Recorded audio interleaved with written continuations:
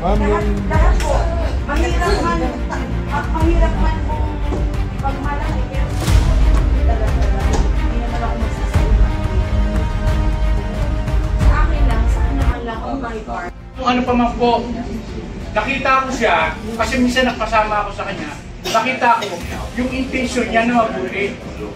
Na ngayon, pinipilit na yung mabuting yun, pasamain ng masama. Kaya, nakikita ng Panginoon na tayo maganda, nagiging maganda yung mabuti, pero yung kalaban niya, hindi papayag yun. Gagawa ng paraan yun para tayo sirain, pasamain. So ngayon, nakapagbigay na tayo ng kanya-kanyang salita, nakapagsalitaan na si Madam Mara, nakapagsalitaan na si Tracy, si Akenshi. Kalimutan po natin yun. Balik natin na natural yan eh. Sabi nga nila, nangyari na yun. Nangyari na yun. Pero meron bukas para harapin natin pare-pareho. Kung ano man po yung nangyari ngayong umaga rito, nagkaroon man tayo ng samaan na loob, iyon po natin dito yun. Lumabas tayo ng Jollibee na magkakasama para po sa tagumpay nating lahat. Tama! Ako, Ang ginagawa niya ng senior citizen, nakita ko, bakit iba ito? Iba yung approach niya. Po, ano siya, naging senior citizen advocate. So, inobserbahan ko po yun, minonitor ko yung ginagawa po niya.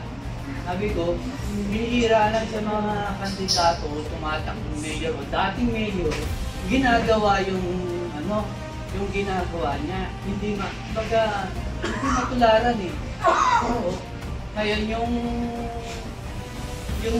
observation ko po sa kanya, sumasama rin ako sa mga activity o panawagan ko.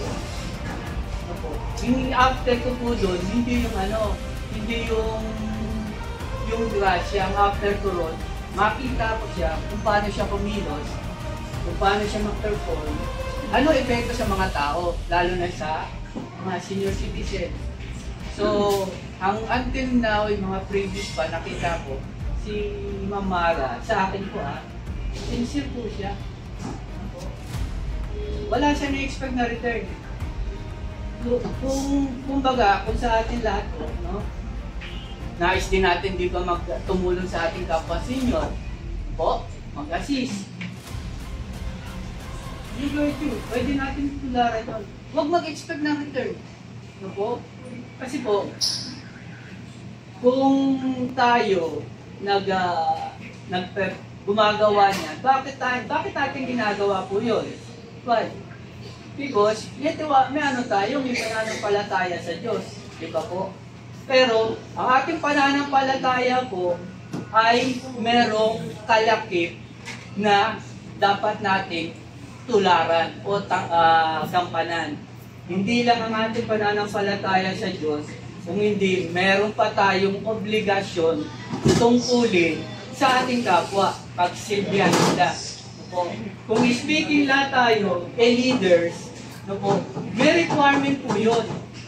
At tulad sinabi ni Eloy, kung nais mo maging leader, ay di maging servant ka ng lahat. Ibig sabihin, bumaba ka.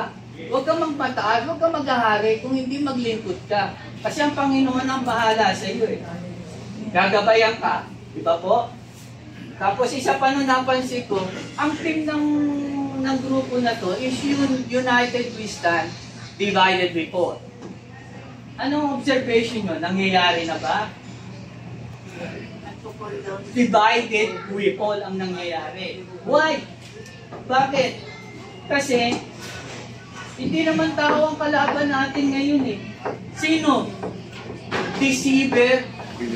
Gusto niya mang-i-divide para yung United mawala. Di ba po? Kasi nabi nga sa Bible, di ba? Any kingdom that unite, no? Tutulungan, magiging successful. Kasi ando doon ang Diyos. Guided sila, tinutulungan sila. But, any community, no po? Any household, no? Ang after ay kanyang pang sarili, disunity, magpiplay po yan. So yan ang nararanasan po natin. Yan po ang nagaganap sa atin. But this is a challenge. Ano challenge? Ibangon natin ang tinatawag na united kingdom. So the purpose of this, kausapin ng bawat isa, magkapalagayan ng loob, bumalik. Po, forgiveness, kailangan di pa po. Limutin mo na yung lahat. Ang after natin, ngayon, si Ma'am Mara, yung burden ni Ma'am Mara, napakabigay. Kakayaan lang ba ng bawat isa na siya sumalo ng burden na yan? Mahirap po makasurvive. But, kung ang bawat isa ay tutulong, susuporta ron, yung burden na yun, magiging mahati-hati yun, gagaang. Why? Because the unity andi dyan. Yung team na tinayo nyo, na nabasa ko, pagdating ko dyan ang safety, tumutok ako rin. Nagaganap pa yun. May ginagawa ba? So, ito po ay hindi po surprise. Talagang mangyayari ito to enlighten us. No? Maliwanagan tayo at bumangon tayo. Kaya po sa ngayon, sa bawat isa, kung hindi po tayo magtutulong-tulong, tatayo, basag po tayo lahat. Ngayon, politics. For example, politics po. Dala mo yung, sinong dala mo? Congressman, nasa iyo yan. Councilor, nasa iyo yan. Pero kung Mara, tignan nyo, sino yung gumaganap nang hindi pa elected, matagal na tinutulong ng citizen. Po. Kumbaga makikita natin, yung kinabukasan natin, hindi tayo magiging tapak-tapakan. Magkakaroon tayong dignity, maitataas. Ang ating mga anak, mai-encourage mo. Bakit? Yung performance na ginagawa mo na continuous na pagtulong, pagsuporta, na-encourage sa mga bata na tularan ka. Kasi nanay ko, tatay ko, ganyang edad na tumutulong pa rin. So magiging idols ka nila, tutularan ka nila pag age mo, alam mo rin ang gagawin mo. Ituturo mo rin sa mga anak. Kaya po, ang bawat isa, any projects na gagawin ni Ma'am Mara is very important. But, kailangan niya ang tulong. Kailangan niya yung team para mag-divide ang effort, magiging magaang, magiging successful yung road. No? Kaya po gusto lang po ni Ma'am Mara siya po, ang bawat isa,